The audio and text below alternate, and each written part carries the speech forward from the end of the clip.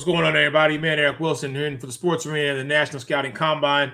Today, I am joined by a gentleman who I like to call a relentless force coming off the edge.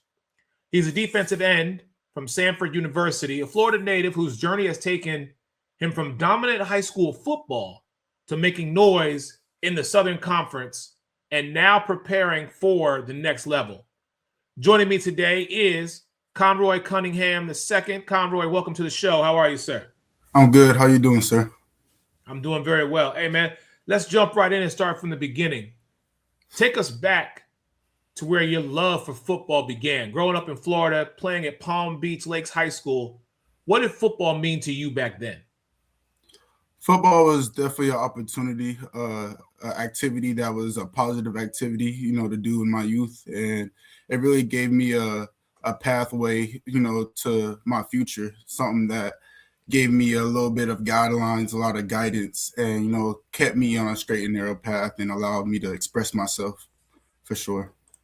All right, so you've had an impressive high school career, big tackle numbers, sacks, forced fumbles, all-state recognition. At what point did you realize that football could really take you places? High school, it was still probably more about just fun and ball, trying to play with my homeboys and being able to, be respectable. Once I got to college and you see college moves a little differently, it's a little bit more professional, a little bit more, higher end stuff. That's when I really started to realize that, football provides you with this opportunity, especially even the opportunity just to get a free education, which is a thing that a lot of people don't have. And, once you go to college, you realize that when you go and you're looking at your friends in high school and things like that, that didn't get that same opportunity that you got. So, of course, after high school, you took your talents to Bethune-Cookman before landing at Samford. Talk to me about that chapter. What did that teach you, not just as a player, but also as a man? I think Bethune gave me a lot more grit. It taught me to, do things for myself as a man and as a football player, not to rely on other people as much, because at Cookman, they give you they show you the model, but, nobody's there to call you and check up on you and make sure you're doing the things that you're supposed to really do. So, it's really upon yourself, and especially like in the off season times and things that you're away from the coaching staff even more, it's upon yourself to nutrition, working out, school, all that, it falls on yourself. And I think it helps you best as a football player and in your manhood. So from there, you go to arriving at Samford University, and now you're entering a more competitive program in the Southern Conference. What is that transition like? Adjusting to the system, the speed, but most importantly, your expectations. Switching over to the SoCon was definitely an enjoyment, just even the level of football being raised a bit, the level of understanding football, the game itself, and then also being around, people that want a little bit more, that know what's at stake and really come together to hone in, to learn something, to grow at something. And so I really enjoyed that opportunity to come to Samford in the SoCon and raise my level of football IQ just a little bit. And on the field, you've continued to grow year after year. As you look back at your time with the Bulldogs, talk to me about a moment that stands out to you the most. One of the moments that stand out to me the most was last year, 2024, when we beat Mercer, of course, and Mercer was a hot school. And then the most recent moment that stands out to me the most was when we played Texas A&M, our last game of this season, 2025. And, that's my last college football game with my boys and things like that. And to be able to do it at College Station and one of the biggest stadiums in college football against Texas A&M was a great opportunity that's going to stick out for a long time. Your style of play, sir, for someone who's never watched your film, how do you describe it? I would describe my style of play as very physical, gritty player that, has no means of stop. Doesn't matter if you send 2 guys, 3 guys at me. I'm going to trying to get to that ball. and only person that can help you is the referee, man. I like that. Like that. We need to go make sure we clip that one right there. Okay, so speaking of the defensive end, man, it's a position that, as you said, it requires that grit, that discipline, but most importantly, that patience. So, what separates good defensive ends from great ones, in your opinion?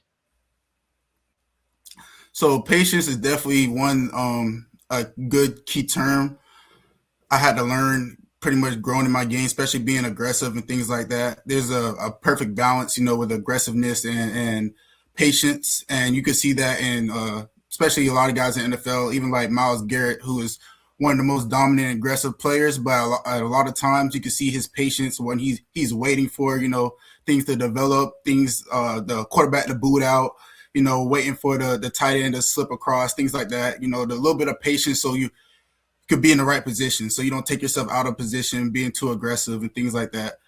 And I think that's something that I have grown and put into my bag, my skills this year. So, speaking of your skills, you're coming to the National Scouting Combine here in just a couple weeks. Once you got that invitation, what went through your mind? I was definitely grateful and excited to be able to get an opportunity like this and to be able to, present myself at this, opportunity and really just be able to succeed, play my best football. That's really my mindset, be able to play my best football and do a big one at the National Scouting Combine. What excites you most about competing on this level at this event? Is it the testing, the one-on-ones, or is it being evaluated by those who are potential decision makers in the next chapter of your journey? It's definitely a little bit of all of it. I'm a competitor at heart, so the first thing on my mind is I want to compete against, somebody, the next guy, and the better the competition, the more fired up I get. So hopefully, you got some good guys coming out, and then of course to be evaluated by the next level scouts and different teams and things like that. And then not only that, to be able to get those results and test results, not only for myself and my own validation, but also, validation and be able to represent myself to other scouts and other opportunities. So, talk to me really quick. How have you been preparing physically and mentally for the moment that is coming up? Yeah, well, I'm a pretty good in the gym guy, especially by myself. If you ask any of my staff, coaching staff, anything like that. So I've been at Amp Fitness, getting it in the gym, and then I have another trainer, Coach Jarrett, who gets me right on, pro day stuff and position specific things. And, between that, trying to go, 5 to 6 days a week, getting 2 days in, pushes at home, stretching at home, nutrition, breakfast, lunch, and dinner, making my own meals. It's definitely a grind, but it's something that I'm been accustomed to, being a 6-year, 5th-year senior, what I'm saying? I've been in college football for a while, and I've tried to stay successful, try to stay at the top of my game the whole time. So, it's something I'm pretty used to. All right, so this is where I'm going to give you the opportunity, man, to really speak to the coaches and the scouts who are attending the event. What do you want them to walk away saying about Conroy Cunningham II after they see you at the National Scouting Combine? When the scouts walk away from the National Scouting Combine, the take that I want them to have from me, Conroy Cunningham, is that, I'm a keystone player. I'm a reliable guy.